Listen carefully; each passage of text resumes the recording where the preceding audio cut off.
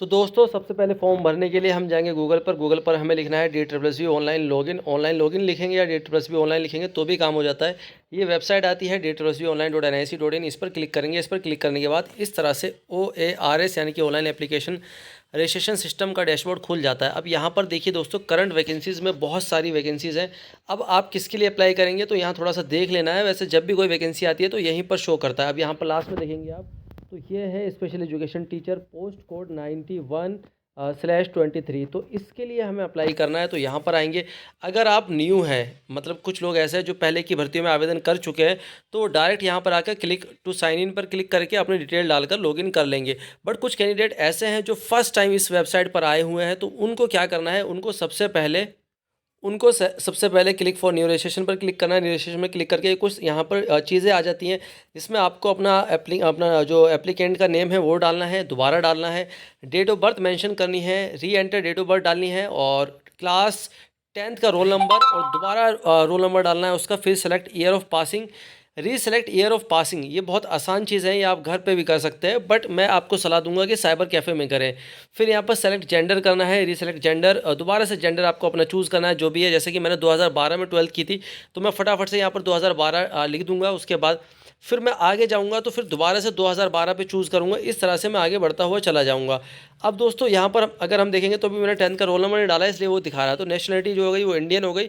Father name डालना है, दोबारा फादर का नाम डालना है, मदर नेम, और स्पाउस नेम अगर किसी की शादी हो गई है उस केस में वो आ जाता है।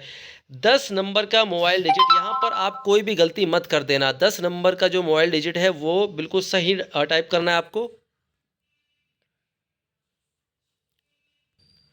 उसके बाद आपको मेल आईडी डालनी है, दोबारा रीमेल आईडी डालनी है ना, री एंटर ईमेल करना है। उसके बाद ओटीपी आएगा, एक तो मोबाइल पर आपके ओटीपी आएगा, एक मेल पे आएगा, दोनों यहाँ डालकर फिर आप आगे की तरफ बढ़ेंगे। तो यहाँ है कि भाई do you want to give Aadhaar as an ID proof, तो यस या नो पे है। तो मैं आपको सलाह दूंगा कि आप यस करें और आप अपना आधार नंबर डालें। आधार नंबर 2 बार डालें, उसके बाद नाम डालें आधार पर क्या है तो वो भी 2 बार डालें। उसके बाद यहाँ पर जो है पासवर्ड आप टाइप करेंगे। ये पासवर्ड बहुत ध्यान से टाइप करना है आपको। पासवर्ड और मोबाइल नंबर आपका हमेशा आपको याद होना चाहिए, क्योंकि आगे जो डिटेल फिल करी जाएंगी वो इसी में से होंगी। ऑर्डर डेंगी पे क्लिक करके यहाँ पर प्रीव्यू करके आपको सबमिट कर देना है। ठीक है, I have seen the preview. यहाँ पर कोई मिस्टेक नहीं होनी चाहिए। अगर यहाँ मिस्टेक हो जाती है तो पूरा फॉर्म जो है गड़बड़ हो जाता है। अब जैसे कि मैं ऑलरेडी रजिस्ट्रेशन कर चुका हूँ, तो अब मैं आ जाता हूँ लॉगिन करने पर। तो दोस्तों लॉगिन में क्या क्या चीज़ें चाहिए, जैसे कि डेट ऑफ बर्थ चाहिए, तो मैं डेट ऑफ बर्थ अपने डालूंगा। फिर 10th का रोल नंबर डालूंगा, 10th का पासिंग ईयर डालूंगा, फिर मैं अपना जो मैंने पासवर्ड सेट किया था वो डालूंगा, और ये कैप्चे कोड डालकर मैं साइन इन करके मैं लॉगिन करके आपको दिखाता हूँ।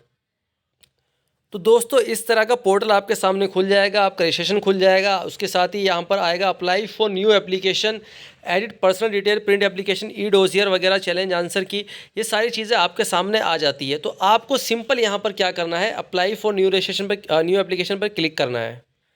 जब आप अप्लाई फॉर न्यू एप्लीकेशन पे क्लिक करेंगे तो ये बहुत सारी वैकेंसीज आ गई, और DSSB में जो भी वैकेंसी आती है उसकी जो फीस रहती है वो 100 रुपये रहती है। ठीक है, तो जैसे कि मैं यहाँ पर अभी देखता हूँ कि मुझे किस में अप्लाई करना है, तो मैं नीचे आऊँगा थोड़ा सा, मैं देखूँगा कि भाई 91/23 स्पेशल एजुकेशन टीचर जो कि वैकेंसी है बीएड स्पेशल वालों की। मैं आपको यहाँ पर एलिजिबिलिटी क्राइटेरिया दिखा देता हूँ, फिर अप्लाई करके दिखाऊँगा।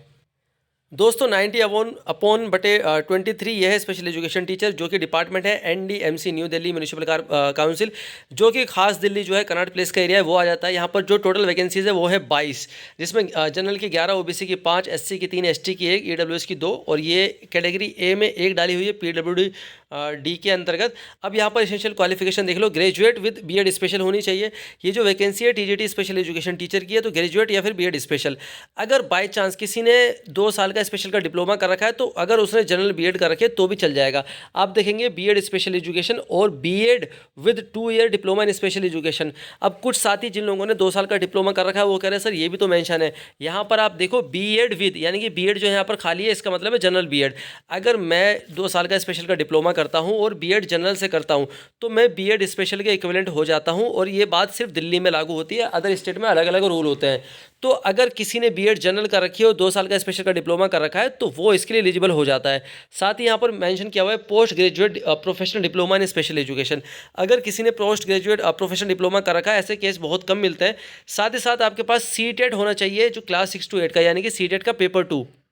तो यहाँ से ये बात क्लियर हो जाती है कि जो वैकेंसी है ये सिर्फ उन कैंडिडेट के लिए है जिन लोगों ने बीएड स्पेशल कर रखा है, यानी कि टीजीटी स्पेशल एजुकेशन टीचर की वैकेंसी है।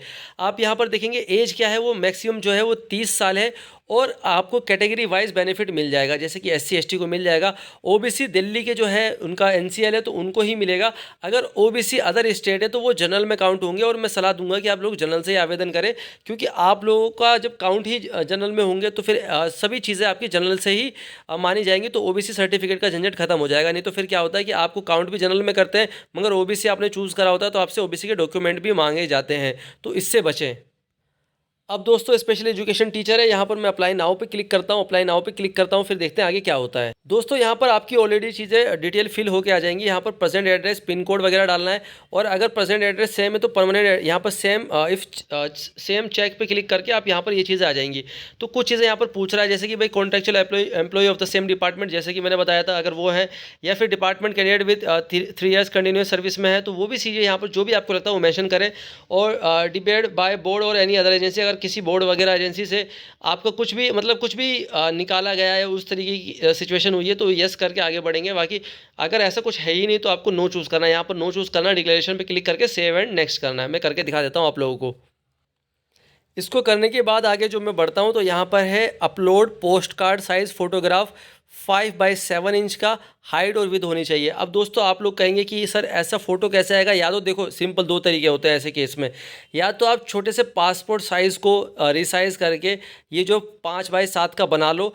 अदरवाइज़ जब पहले क्या होता था, पहले ना यहाँ पर ऑनलाइन अपलोड नहीं होता था। पहले क्या होता था कि भाई पहले आप डायरेक्ट जो है, जो आपका एडमिट कार्ड आता था उसके बैक साइड पे खाली पेज होता था, उस पर आपको पेस्ट करना होता था। अब क्या है कि वो सिस्टम हटा के यहाँ पर ऑनलाइन कर दिया है। तो आप 5x7 का एक फ़ोटो क्लिक करवा लेना और चूज़ फाइल, उसकी भी जो फाइल बनाकर यहाँ पर चूज़ फाइल करके वो अपलोड कर देना है।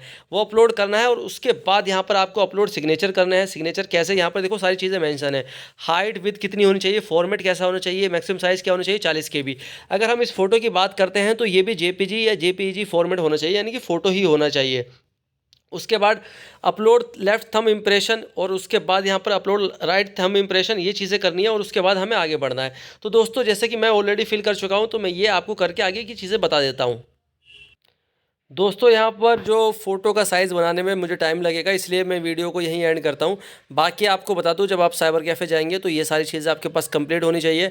साइबर कैफ़े में जब आप जाएंगे तो आपके पास 10th के सर्टिफिकेट मार्कशीट दोनों, अगर किसी का एक साथ है तो वो 12th के सर्टिफिकेट मार्कशीट की फ़ोटोकॉपी और ओरिजिनल भी, और साथ ही साथ जो भी आपकी बीएड स्पेशल है, जो ग्रेजुएशन है, वो सारे डॉक्यूमेंट आपको लेकर जाने हैं, क्योंकि वहाँ पर सभी डॉक्यूमेंट्स में से कुछ ना कुछ डिटेल फिल करी जाएंगी। तो आप एक भी जो मतलब कह सकते हैं डॉक्यूमेंट अपना मिस ना करें। तो दोस्तों आसानी से आप फॉर्म फिल कर सकते हैं। आज से ये शुरू हो गए हैं और 12 दिसंबर लास्ट डेट है, जो कि 12 दिसंबर कट ऑफ डेट है। अब कुछ कैंडिडेट कहेंगे कि सर अभी उनका रिजल्ट नहीं आया है बीएड स्पेशल का, तो 12 दिसंबर से पहले आप आसानी से फिल कर सकते हो, तो 12 दिसंबर तक वेट भी कर सकते हो। अगर मान के चलो आपके डॉक्यूमेंट 10 दिसंबर को, या आपका रिजल्ट 10 दिसंबर को आ गया, तो आप 11 दिसंबर को आसानी से फिल कर देना। अभी सिर्फ आप रजिस्ट्रेशन कर लो। Thank you all of you, keep watching, keep loving, keep supporting education of YouTube channel.